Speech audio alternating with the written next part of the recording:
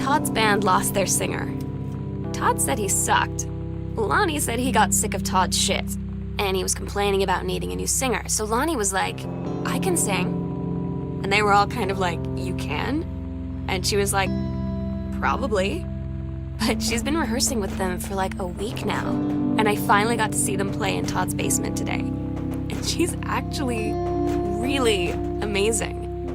I feel so proud when she's on stage. It's incredible being in awe of someone you love. So everybody knows it's like a temporary situation till she ships out in June. But till then, I'm gonna be at every single show.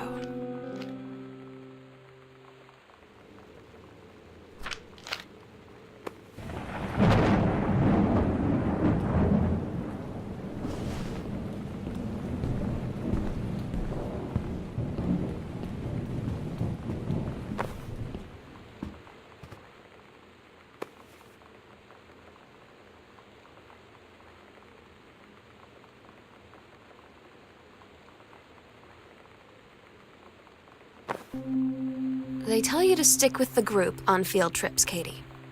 There's a reason for that. Lonnie and I snuck off on the side paths at Multnomah Falls and got a little lost. Okay, a lot lost. Like, for hours. Right before the bus left, we found a trail and came running down the path, soaked and covered in mud, shouting for the bus not to leave. The school called home. Mom and Dad said, you didn't get into trouble like this before you met that Lonnie girl. But I don't think they know about us.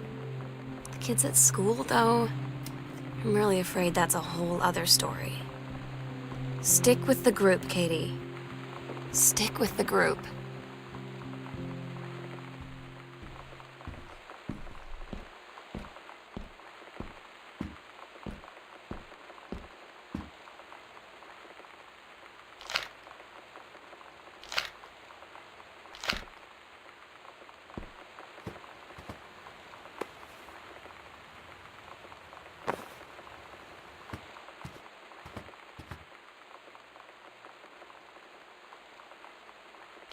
I don't get Lonnie sometimes.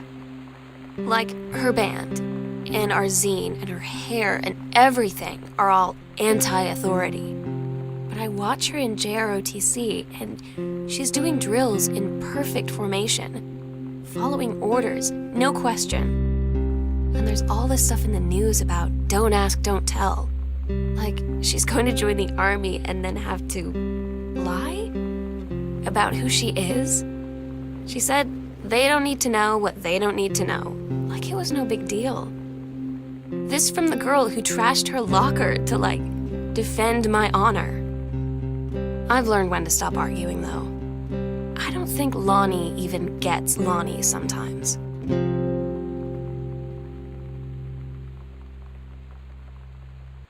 I'm so stupid sometimes.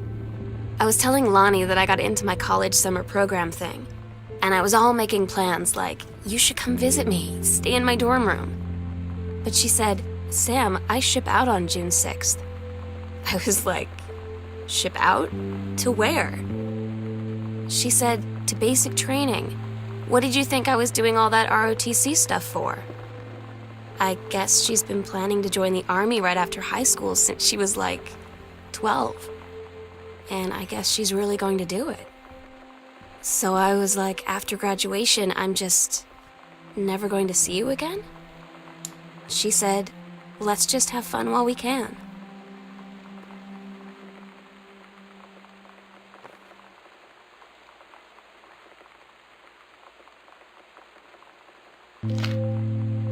Katie, you know how Mom and Dad are.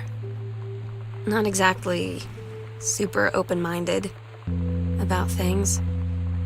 It feels like every minute I don't spend with Lonnie, I spend worrying about them finding out about us. And what would happen if they did?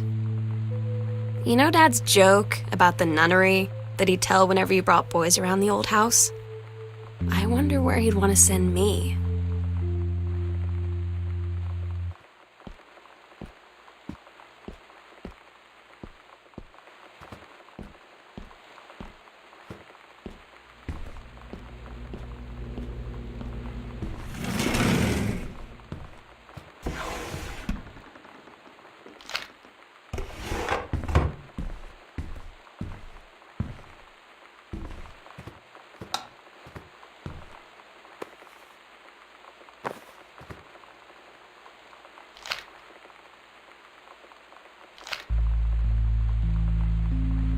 had an interesting talk with Mom and Dad tonight. One you were never gonna need to have. I mean, you've known, right? I've known. I've known since, like, She-Ra. Mom and Dad didn't, I guess. But they saw the zine and the stuff on the locker, and they were like, is there something we should know about you and Lonnie? And so here's the thing. I was prepared for them to be mad, or disappointed, or start crying, or something. But they were just in denial. You're too young to know what you want. You and Lonnie are just good friends. You just haven't met the right boy.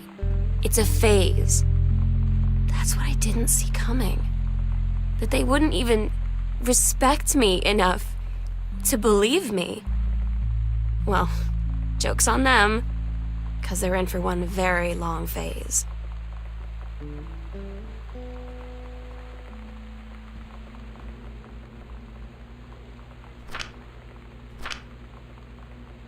Daniel finally came over to get his game. I'd been dreading it. But he brought this story with him that I wrote when we were little. I started reading it, and then there I was, crying at the kitchen table. He asked what was wrong, and I was thinking about how we used to be friends, how much I'd taken for granted. But instead, I told him about school, and Dad, and Lonnie. And then how sorry I was that I wasn't his friend anymore. He gave me a hug and said it was going to be okay. And for some reason, I almost believed him.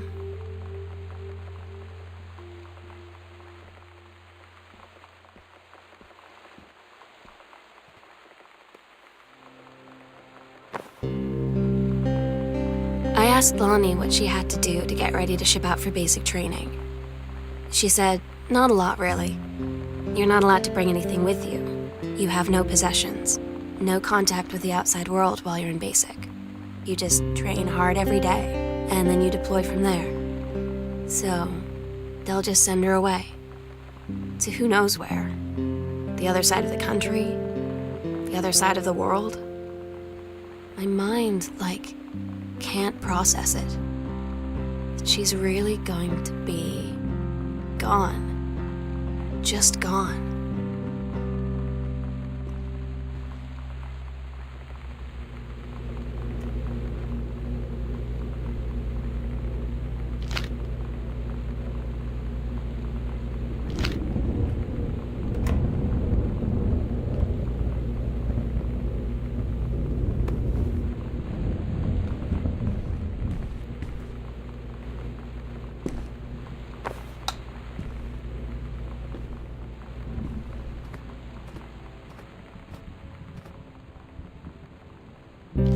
Lonnie had her going away show with her band tonight.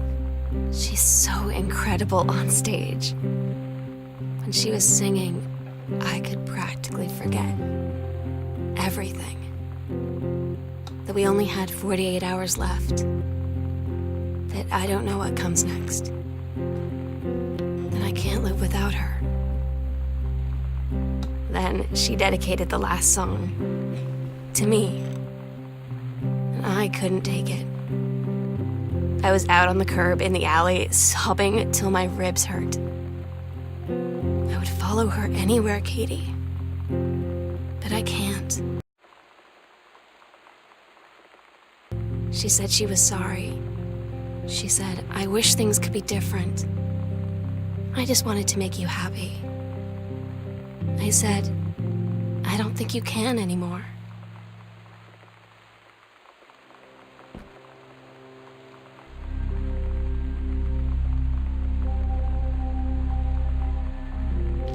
We agreed our last night together would be our happiest ever, and we'd forget tomorrow was going to come at all.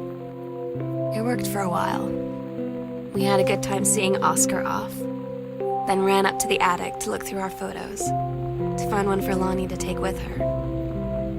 And looking at them, I realized they were all in the past, and there wouldn't be any more. And I didn't know what I was going to do. And I cried, and she held me.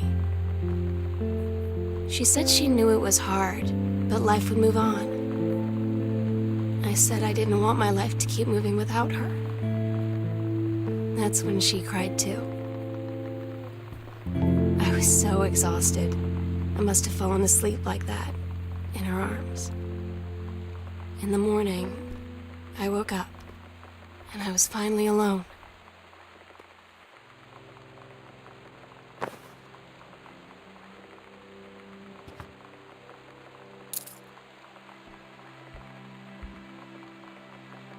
The sunset light in this house is the saddest thing I've ever seen. I just want to sleep. When I'm in the attic, it almost feels like Lonnie could still be here. She's just downstairs. I'm just waiting to hear her pull down the hatch and come running up. Maybe I'll go up to the attic and wait.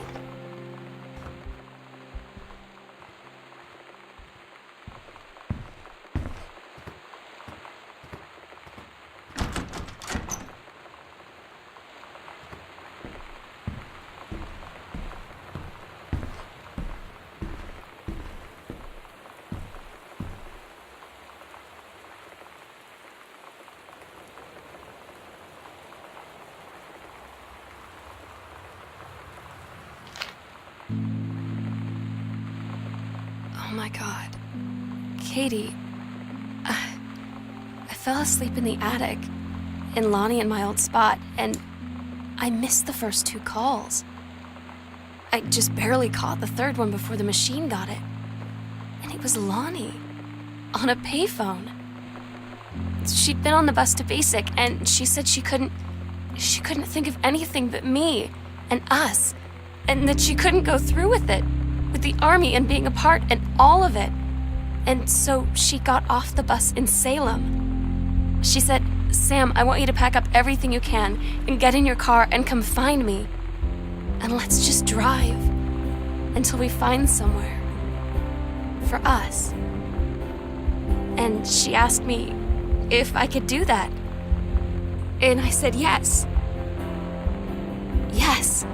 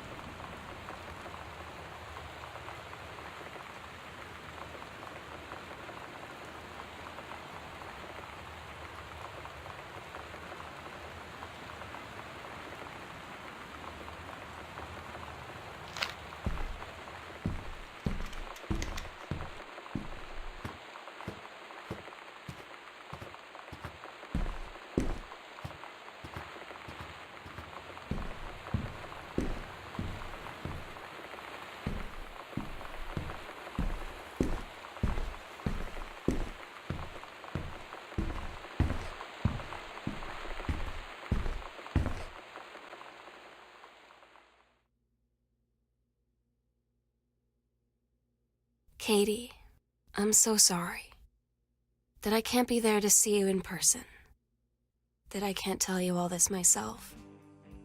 But I hope as you read this journal and you think back, that you'll understand why I had to do what I did, and that you won't be sad, and you won't hate me, and you'll just know that I am where I need to be.